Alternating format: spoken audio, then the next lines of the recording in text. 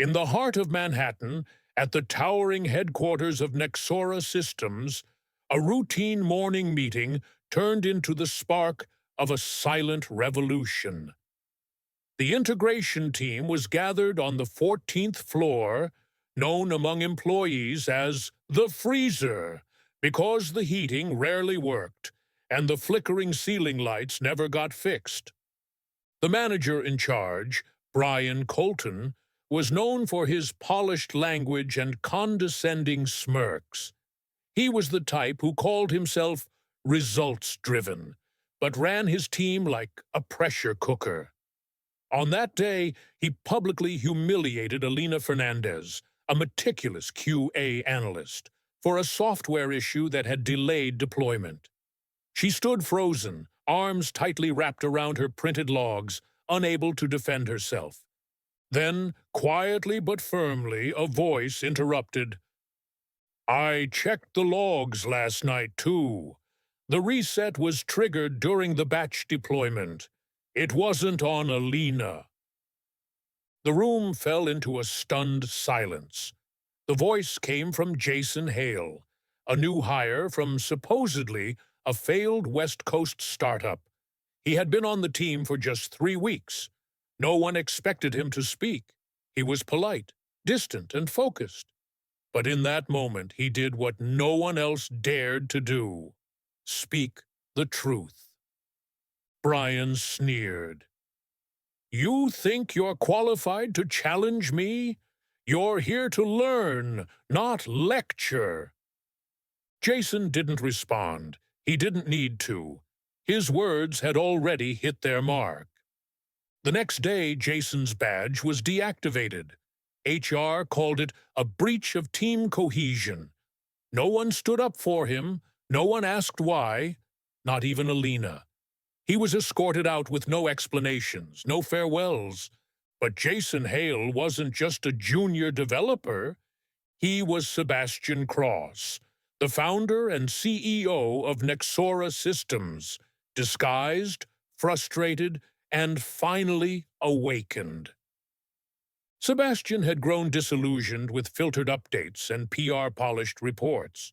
He went undercover, not for theatrics, but to see his company through unfiltered eyes. What he found crushed him: silent suffering, managerial cruelty, and a team held hostage by fear. From cold evenings debugging beside Alina to watching interns like Liam freeze under Brian's ridicule, Sebastian took notes. He saw everything. When he was fired, it wasn't an accident. It was a symptom of a deeper rot. A week later, Brian Colton was summoned to the top floor. There sat Sebastian Cross, not in a power suit, but as the same man who'd eaten cafeteria noodles beside Alina. "I was Jason," Sebastian said. "I watched you destroy morale, mock courage, and punish truth." Brian was reassigned to Boston. No team, no strategy, no status. Ethics training became his daily routine. At the next company town hall, Sebastian stepped on stage and told the story of Jason Hale. Shock rippled through the crowd when he revealed his identity. He called up Alina and handed her a new title: Culture Lead, QA Rebuild Initiative. Applause grew like a wave, slow, then unstoppable. In the weeks that followed, Nexora didn't just change policies, it changed hearts. Silence gave way to cautious honesty. Team leads were chosen for empathy, not efficiency. And Sebastian walked the halls often, not as a boss, but as a listener. He had been fired for telling the truth, but in that moment he reclaimed his company. Not through control, but by ensuring no voice had to shout to be heard ever again. It was one of those freezing Monday mornings in Manhattan, where the wind sliced through coat collars and made everyone walk faster than usual. Inside Nexora Systems, the air wasn't much warmer. The 14th floor, where the software integration team worked, was infamous across the company. The vents barely worked. The walls still had paint chipping from the last renovation 6 years ago, and no one fought to get transferred there. It was where forgotten projects and stressed-out engineers went to survive. At 9:04 a.m. sharp, the team stood inside the cramped meeting room. The overhead lights flickered like they always did, buzzing quietly like a dying insect. Everyone was already tired and on edge. Brian Colton, their manager, stood near the whiteboard. Tall, sharply dressed, with hair that never moved and shoes that shined more than the office floors, Brian talked like a salesman, but managed like a tyrant. He liked having control. He liked being the smartest person in the room. Most of all, he liked reminding people where they stood. Across from him, standing awkwardly with a stack of printouts in her arms, was Alina Fernandez, the team's QA analyst. She was soft-spoken but fierce when it came to details. She double-checked every deployment, every version change, every last-minute tweak.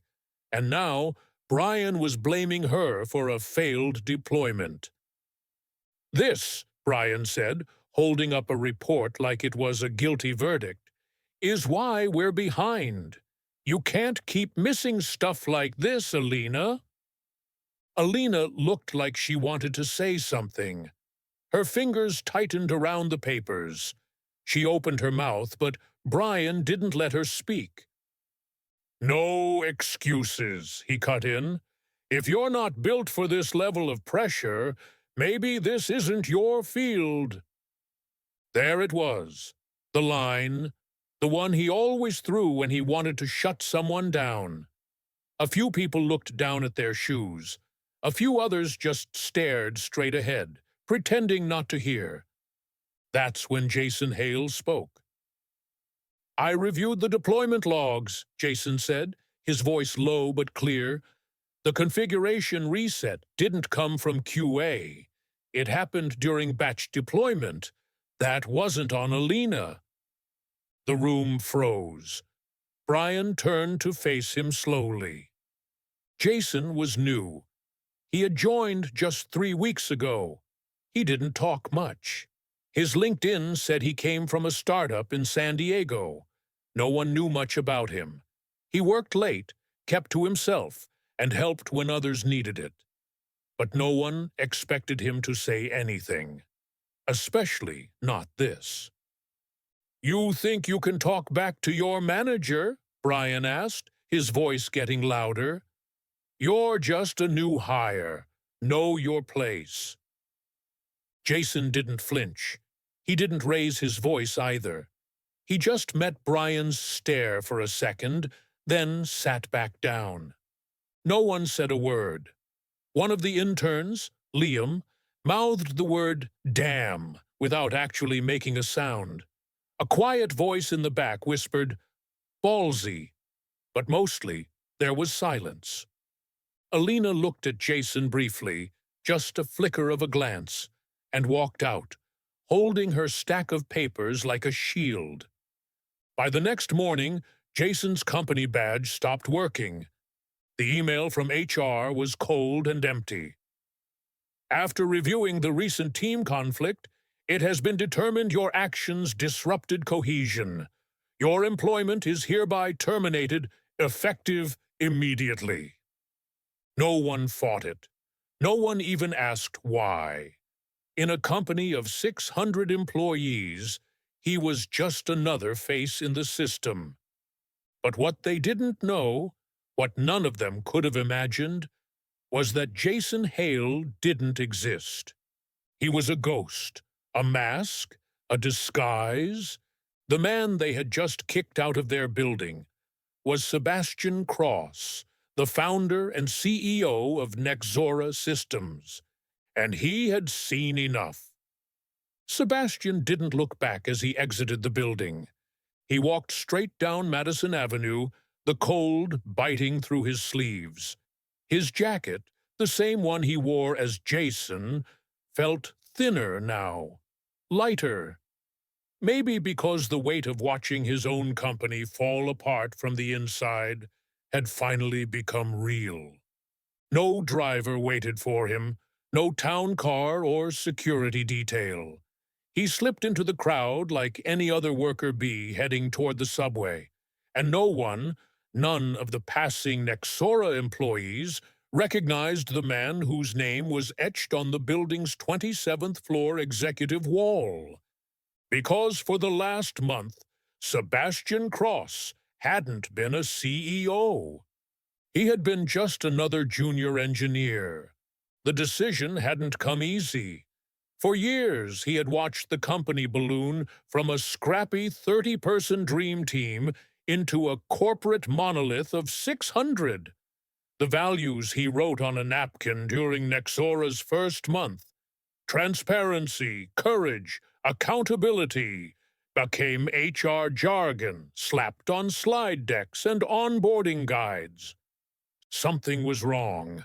He saw the metrics, the quarterly reports, the culture surveys with sanitized comments. Everything looked fine. But Sebastian had been in the tech world long enough to know the difference between truth and presentation. So he created a fake resume, built a backstory as a quiet techie from a defunct San Diego startup called CodeHook. He even made a fake LinkedIn page, sprinkled with just enough typos to be believable. HR ran the checks, everything passed. And just like that, Jason Hale was born. He dyed his hair, added slight slouch to his posture, wore zip-up hoodies and jeans that didn't fit quite right. He spoke less, listened more. He let people assume he was awkward, invisible even. That part was easy, because in Nexora now, invisibility was survival. He'd been placed on the integration team almost by accident, that broken corner of the company no one wanted to look at. And in that cracked floor with its cold drafts and dead bulbs, Sebastian saw what no dashboard had ever shown him. Fear. It wasn't loud or obvious. It was the kind that wore down morale in whispers. He watched Liam, the new hire, flinch every time Brian walked past. He noticed Dana, another dev, mute herself during every stand-up. He saw people working through lunch, staying late without being asked. All of it accepted, all of it normalized. And then there was Alina. Quiet, persistent, sharp-eyed. The kind of employee who made teams better just by being there. She didn't complain when she got the worst tickets. She didn't argue when others stole credit. She just kept working, fixing, caring. And Sebastian saw Brian, always so slick in meetings with upper leadership, slowly grinding her down with passive aggression, masked as feedback. Tasks got dumped on her. Mistakes not her own were pinned to her. Public critiques disguised as coaching moments. At first, Sebastian told himself he was there to observe, to collect data. But data turned into frustration. Frustration turned into something heavier, guilt. This was his company. This was his culture. And this was what it had become. So when Brian humiliated Alina in front of everyone, Sebastian didn't think. He just spoke. And for that, for telling the truth, for standing up once, he got terminated in less than 24 hours. No one had recognized the CEO. Not HR. Not the team. Not even Alina. But Sebastian wasn't angry. Not yet. He was disappointed. Because now he understood what none of the board meetings had ever shown. That people didn't leave companies because of salary or perks or deadlines. They left because someone like Brian made them feel small, and no one did a damn thing to stop it. And that was going to change. The day after Sebastian's quiet firing, life on the 14th floor carried on like nothing had happened. Brian Colton was in rare form, smiling, joking, pacing in front of the whiteboard with a swagger that had just a touch more arrogance than usual. He didn't say Jason's name. He didn't need to. Everyone on the team knew the silence that followed a disappearance. It was understood. And feared. Alina sat at her desk, headphones on, but the screen in front of her hadn't changed in 10 minutes. Her hands hovered over her keyboard, then slowly dropped to her lap. She hadn't even thanked Jason properly. He had stepped in, calmly, confidently, when no one else had. He had taken the hit. And now he was gone. She didn't know what HR told him. She didn't even know his real last name. But she knew what she saw, a man punished for doing the right thing. The rest of the team felt it too. The mood had shifted, not loudly but with an undercurrent of unease. Liam, usually upbeat and joking about his broken Python scripts, barely said a word that day. Dana stopped raising her hand in morning stand-ups. Eyes lingered a little longer on Slack messages. Cameras stayed off during calls. The silence thickened. Brian acted like none of it mattered. Back on track, he said during sprint planning. We've trimmed the fat. Now let's build some momentum. No one responded. But no one objected either. Fear had a way of keeping things efficient. That's what Brian liked. He called it professional maturity. He called it focus. What it really was fear dressed in a button-down shirt. Across town, in his loft near Union Square, Sebastian was filling a yellow legal pad with names and notes. Every memory he could recall from his time as Jason went onto the paper. Not just what Brian did, but what the team endured. Who stayed late. Who got shut down. Who looked away. He didn't know what to do with it yet. But he knew this. The company he had built was no longer his. At least not in spirit. Nexra had always been about speed. Move fast. Ship fast. Grow fast. And somewhere in that rush, the people who held the place together had gotten trampled. What stung the most wasn't just what Brian had done. It was how easily the system allowed it. How many managers used culture fit as a weapon. How many teams confused silence for loyalty. It wasn't just one bad apple. It was the orchard. Sebastian flipped through the notes again and again. One entry caught his eye. Dana proposed a faster CI pipeline method. Brian shut her down mid-sentence. Said it was off strategy. Team looked away. She never brought it up again. That was the moment he realized. Not when Dana stopped speaking but when everyone else stopped listening. Sebastian stood up, stretched, and walked to the window. The city was alive as always. Cars honking, people moving fast in every direction. He had gone undercover to understand. He had been fired for telling the truth. But now he wasn't Jason Hale anymore. He was Sebastian Cross again. And he wasn't done. The email landed in Brian Colton's inbox at 11:48 p.m. on a Thursday. There was no subject line. Just a single meeting invite. Conference room 17B. Friday. 9 a.m. sharp. He almost ignored it. Until he saw the sender, Cross. His hand froze on the mouse. A bead of sweat rolled down his temple, even though the office was nearly empty and cool. He checked the name again. There was only one S. Cross at Nexra Systems. Sebastian. The CO. The man who hadn't been seen on the 14th floor in over a year. Brian didn't sleep that night. The next morning he arrived earlier than usual, wearing his best gray blazer and the watch he reserved for boardroom meetings. He even ran a hand through his hair twice before stepping onto the executive floor. There were no assistants waiting. Just the long corridor leading to room 17B. Inside, the blinds were drawn. The room was empty except for one man seated at the head of the table, back straight, a closed folder in front of him. Sebastian Cross. He looked nothing like his company profile picture. No tailored suit. No CEO polish. Just a simple dark shirt, the same one Jason Hale had worn. His expression was unreadable and his eyes didn't move when Brian entered. Sit, Sebastian said. Brian obeyed. No small talk. No greetings. Sebastian opened the folder, took out a printed Slack transcript, and slid it across the table. Brian read the highlighted messages. His messages. Sent to another manager a week ago. That kid thinks he's a hero. All he did was embarrass me. HR's got it handled. Culture fit excuse always works. The paper crackled in Brian's hand. His throat went dry. I thought I built a company where people could speak up, Sebastian said, voice low but steady. Instead, I find you using silence like a weapon. Mr. Cross, I didn't. Stop. Brian shut his mouth. I was there, Sebastian continued. I sat in your meetings. I heard how you spoke to people. I watched you erase their work, their voice, their confidence. Brian shifted uncomfortably. His face was pale now, mouth opening then closing again. Jason Hale, Sebastian said slowly, was me. The color drained completely from Brian's face. He looked like he'd been punched in the stomach. Sebastian stood up. He didn't shout. He didn't threaten.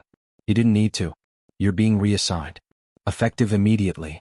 Compliance restructuring team. Boston office. No direct reports. Mandatory ethics oversight. Brian blinked hard. You're transferring me? This conversation never leaves this room, Sebastian said. Because I'm not interested in public drama. I'm interested in fixing what I broke. He paused. But if I ever hear about you silencing someone again, I won't send a meeting invite next time. The room fell into stillness. Brian looked like a man who'd seen his future vanish before his eyes. Sebastian walked out first. And just like that, the old way of doing things at Nexera took its first step toward extinction. The annual Nexera town hall was never emotional. It was supposed to be corporate fluff. A slideshow of metrics, a few shout-outs, some vague promises about innovation, and then coffee and networking. That was the tradition. But this year something felt different. The main auditorium at Nexera's Manhattan headquarters was packed. Employees shifted in their seats, whispering, wondering why there was only one microphone at the front. No chairs. No branding. No executives lined up behind a panel table. Then, as the lights dimmed slightly, a single figure stepped into the spotlight. Sebastian Cross. No one had seen him up close in months. The CEO was notoriously elusive. But this wasn't the version from the quarterly videos or media interviews. There was no polished suit. No practiced charm. Just a man in the same dark navy shirt that Jason Hale had worn day after day. The room fell dead silent. Sebastian stood quietly for a few seconds, then spoke. I want to tell you a story, he began. About someone who joined this company not long ago. Some people leaned forward. Others froze. A few from the integration team, Alina, Liam, Dana, already had a sinking suspicion of what was coming. His name was Jason, Sebastian continued. He was quiet. Showed up early. Stayed late. Didn't say much. But he noticed everything. He paused. The tension in the room was thick. Jason worked on the 14th floor. He watched a teammate get blamed for mistakes she didn't make. He saw good people get ignored. He saw how silence became a strategy. And one day he spoke up. He told the truth. And he was fired for it. You could hear the breathing stop. A few hands flew to mouths. People started exchanging wide-eyed glances. I was Jason. A collective gasp rippled through the room. Sebastian let it settle. I didn't go undercover to test you, he said. I did it because I stopped trusting the reports. I needed to see this company the way you see it. And what I saw broke my heart. His voice was calm, but it shook something deep inside every person listening. Because we don't fail because of bad code or slow deployments. We fail when people are punished for doing what's right. When speaking up becomes a risk. When cruelty is called leadership. The screen behind him lit up. Not with charts. Not with revenue graphs. Just one phrase written in clean white letters. Courage to speak. This isn't a campaign, Sebastian said. It's a commitment. He outlined the changes. Anonymous, protected channels for reporting abuse or retaliation. A mentorship network led by those who had experienced the silence. Leadership evaluations tied not to delivery, but to the culture they create. The audience didn't erupt with applause at first. It started slow, careful. Then it built, until it filled the entire room. Not for show, but because something inside them had cracked open. And then Sebastian looked toward the front row. Alina Fernandez, he said. Would you join me? Alina stood in shock, not fully understanding. She walked up slowly. Sebastian reached into his pocket and handed her a small white card. Culture Lead, QA Rebuild Initiative. You showed integrity, he said. Even when it cost you. And we're better for it. Alina didn't cry. She just nodded, a single firm nod like someone accepting a promise. And this time the applause wasn't just loud. It was thunderous. Change didn't hit Nexera like a thunderclap. It crept in slowly, reshaping things piece by piece, quietly but undeniably. It started with the little things. Alina's desk, once isolated in the far corner of the 14th floor, now had a steady stream of teammates stopping by, not for answers but for insight. For input. For respect. She didn't carry herself like someone with a new title. She didn't wield authority like a badge. But people listened when she spoke not because of her role, but because of what she had survived. Her calm presence felt like a shield. One they all wanted to stand behind. She joined HR in rewriting the company's retaliation policy. Sat through every interview for the new internal ethics auditor. She brought forward old grievances not to punish but to build structure around the pain. To make sure no one would ever again be cut loose for doing the right thing. The integration team, once the ghost wing of the company, now sat at the center of Nexora's rebuilding initiative. Engineers who once kept cameras off now joined video calls with their real names, their real faces and real questions. People started submitting suggestions again, actual, honest feedback, without fear of being flagged for tone. Liam, who used to whisper his doubts to friends after hours, began running a weekly peer learning call. Dana, once shut down for being off strategy, introduced a new testing framework that was now being piloted company-wide. It wasn't perfect, there were still awkward moments, still habits that died hard, but something in the air had shifted.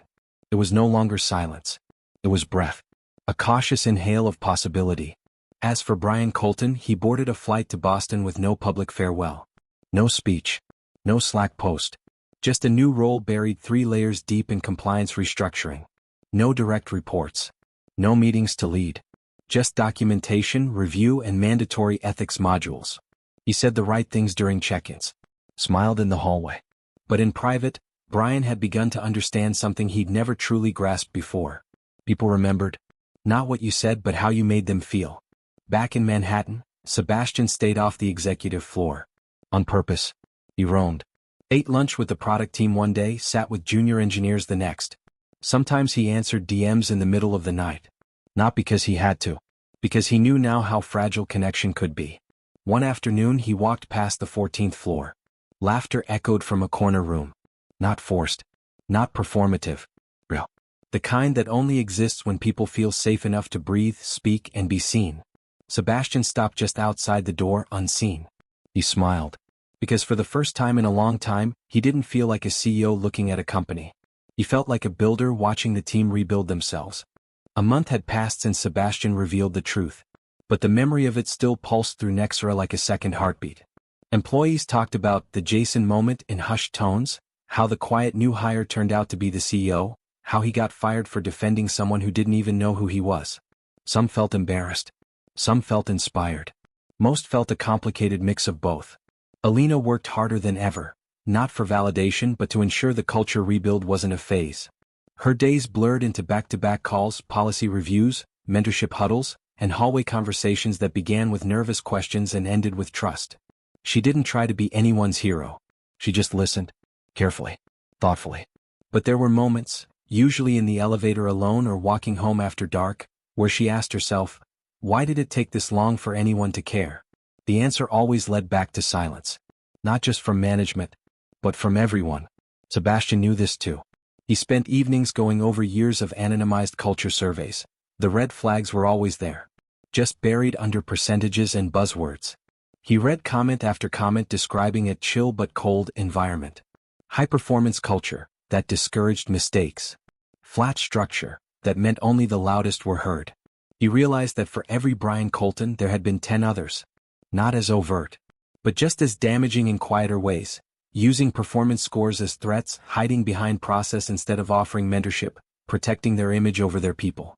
And what hurt more than any betrayal? That he, Sebastian Cross, had enabled it through inaction. He had created the company's first values deck. He had preached transparency, inclusion, all the right things. But then he got busy. Too busy. And slowly the values turned into posters. Then slogans. Then noise. Now they had to become something else. On a quiet Friday morning, he called a private meeting with the full executive team. No assistants. No slide decks. Just a whiteboard, a circle of chairs, and one question written at the top. What are we protecting when we stay silent? He didn't talk much during that meeting. He let others speak, some with guilt, some with regret, and a few with defensiveness still stuck in their throats. But as the hours passed, something rare happened. They started telling the truth. One VP admitted she'd heard complaints about Brian but didn't want to disrupt delivery timelines. Another said he always sensed something was off on the 14th floor but never knew how to bring it up without overstepping. It wasn't enough, but it was a start. Culture, Sebastian said finally, isn't built in vision statements. It's built in moments when no one's watching. They left that room different, less sure of themselves, more aware. That same day, Alina received a personal message from Sebastian. I didn't get it before. I do now. You didn't need someone to defend you. You needed someone to finally listen. Thank you for making me listen. She didn't respond right away. She just stared at it, blinking back something heavy behind her eyes. And then she got back to work. Because listening wasn't enough. The real test was still ahead. What would they do with what they heard? 2 months later, the 14th floor didn't look the same. The desks were still old. The chairs still creaked. The lights flickered sometimes. But now people fought to be assigned there, not to suffer in silence but to be part of something that finally meant something. The QA integration team, once treated like an afterthought, had become a case study in company resilience. Not because they delivered ahead of deadlines but because they had survived a storm no one outside their floor ever noticed until it nearly destroyed them. Alina, now officially the culture lead for QA, never used her new title to pull rank. She still pushed code when needed. Still brought in food during late deploys. Still asked questions that made people think. But now when she spoke, entire rooms listened. She sat in on hiring panels, making sure candidates weren't just skilled, but emotionally intelligent. She rewrote feedback protocols to remove weaponized ambiguity. She introduced a simple but powerful guideline to every team under her scope. Truth doesn't need permission. In other parts of the company the change was slower. But it was real. Juniors asked questions without fear of looking green. Team leads paused to check in, not just on progress but on people. The once muted Slack channels came alive with honest discussion, problem solving, and even jokes that weren't forced or filtered. People still made mistakes. But now they weren't punished with silence. They were answered with support. As for Brian Colton, he existed only in whispers now. Rumors said he was still in Boston, still technically with the company. But no one saw his name in threads. He no longer haunted meetings. He had become a ghost of a past everyone wanted to forget, but not too quickly. Because forgetting meant losing the lesson. Sebastian didn't return to his old office on the 27th floor. He gave it away. Turned it into a shared quiet space for mentorship sessions, brainstorming, and open-door chats. He moved his desk down to the 18th floor, in the heart of product and engineering. He kept walking. Floor to floor. Department to department. Sitting in on stand-ups, asking engineers what they needed, what was broken that he couldn't see on reports. He didn't wear the CEO mask anymore. He wore honesty. And sometimes even doubt. Because he had learned something painful and vital. The greatest threat to any culture isn't chaos. It's comfort. Comfort in outdated systems. Comfort in silence. Comfort in pretending everything is fine while people burn out under fluorescent lights no one bothered to replace. That lesson never left him.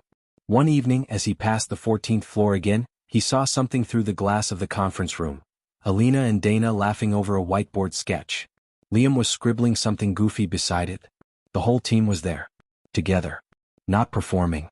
Just being. Sebastian lingered for a second longer, then turned to leave. Not because they needed him to stay.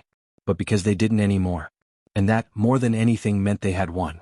Not a flashy, media-ready victory. Not something you could post about with hashtags. A quiet, grounded, human win. The kind that tells you a company is finally remembering what it means to be a place worth staying in. The end.